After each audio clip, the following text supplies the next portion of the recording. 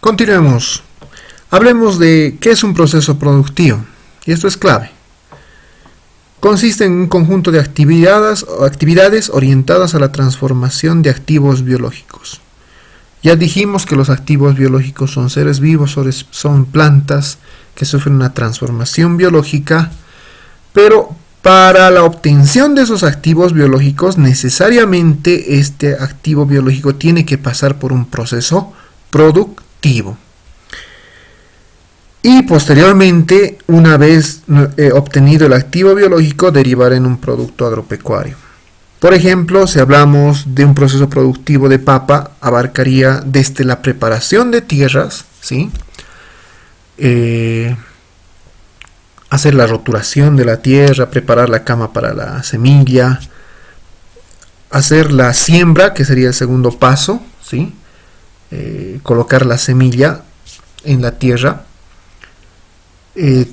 hacer los trabajos de post siembra o después de la siembra, riego, poda, desbarbechado, en fin, y culminar en lo que es la cosecha, no olvidando que la cosecha abarca lo que es selección, limpieza, empaquetado, envasado, ¿no? Entonces, un proceso productivo va a ser ese conjunto de pasos para la obtención de ese activo biológico, ¿no? Veamos ahora dos ejemplos de procesos productivos. Hablemos primero de la cría y recría de ganado vacuno. Todo proceso productivo empieza por un determinado inicio y va a concluir posteriormente en un determinado producto agropecuario, activo biológico y producto agropecuario, mejor dicho. En el caso de la cría y recría de ganado vacuno, todo empieza con un toro y una vaca que tengan la condición de reproductor de 3 años desde el punto de vista contable. Hablando desde el punto de vista técnico, inclusive una vaca reproductora puede entrar a un sistema de reproducción a los 2 años, pero desde el punto de vista contable nosotros consideramos los 3 años clave para categorizarlos como reproductores. Este va a entrar a un sistema de monta. Podemos hablar de diferentes sistemas de monta o reproducción natural o artificial.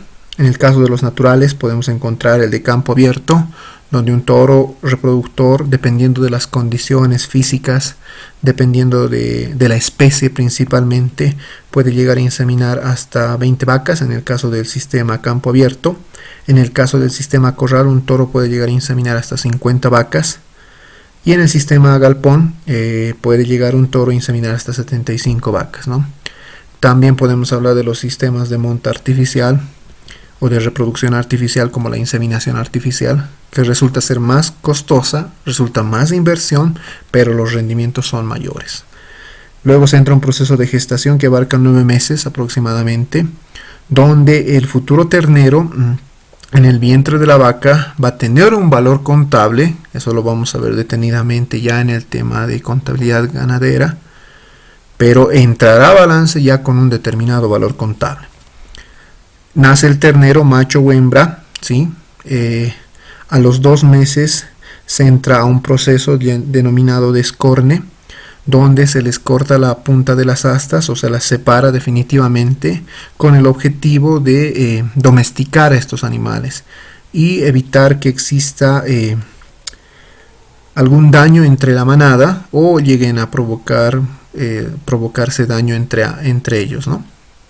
Posteriormente, a los 6 meses se entra a un proceso denominado destete. El proceso de destete consiste principalmente en separar a la madre del ternero, o sea, a la vaca del ternero. Se los va a separar en corrales distintos. Eso quiere decir que hasta los 6 meses va a permanecer al lado de la madre del ternero, macho o hembra, y posteriormente con el destete se lo va a separar, ¿no? Es un proceso un poco complicado, puesto que como el ternero está acostumbrado a la vaca, a su madre, lleva un proceso de alimentación ya acostumbrado. Sin embargo, se lo va a tener que cortar en el destete a través de medios artificiales como biberones, por ejemplo. Luego a los 10 meses entra la marcación, es otro proceso que consiste en identificar a los terneros de la propiedad, ya sea del empresario o de la empresa, ¿sí? Ahí podemos observar cómo se los va marcando con un fierro al rojo vivo, se los va marcando uno por uno. Durante toda esta etapa tenemos que tener también muy en cuenta los procesos de sanidad, alimentación, manejo y cuidados. Una vez que el ternero cumple un año, entra el proceso de categorización, donde en el caso de los terneros machos y que cumplan las condiciones físicas, peso, tamaño para ser futuros reproductores, se los puede categorizar como torillos de un año, permanecen en esa categoría un año, pasan a torillos de 2 y posteriormente serán los toros reproductores que volverán nuevamente al proceso de producción como una retroalimentación a ser reproductores y entrar a un proceso de reproducción, a un sistema de reproducción, a un sistema de monta. En el caso de las vaquillas o de los terneros hembras, aquellas que cumplan igual las condiciones físicas, peso y tamaño para reproductores, se las va a categorizar como vaquillas de un año, luego pasarán al segundo año como vaquillas de 2 años y al tercer año ya entrarán como vacas reproductoras, desde el punto de vista contable, obviamente. No olvidemos que una vaca inclusive puede llegar ya a un proceso de monta antes, pero desde el punto de vista contable nosotros lo vamos a considerar como reproductor a partir de los 3 años y nuevamente vuelve al sistema como retroalimentación. Hay otra categoría que son los novillos, terneros que están destinados principalmente al consumo de carne, ¿sí? Se los va a categorizar como novillos de un año, novillos de 2, novillos de 3. En el caso de los machos, aquellos terneros se los va a castrar para que aumenten peso, ¿sí? Y posteriormente se los vaya a fainear y se proceda a hacer la venta de la carne respectiva a determinados distribuidores, ¿no? Edad ideal para faineo 2 años, va a depender mucho de la especie, va a depender mucho del tamaño y va a depender mucho del peso. Y este es el sistema de cría y recría del ganado vacuno o ganado bovino.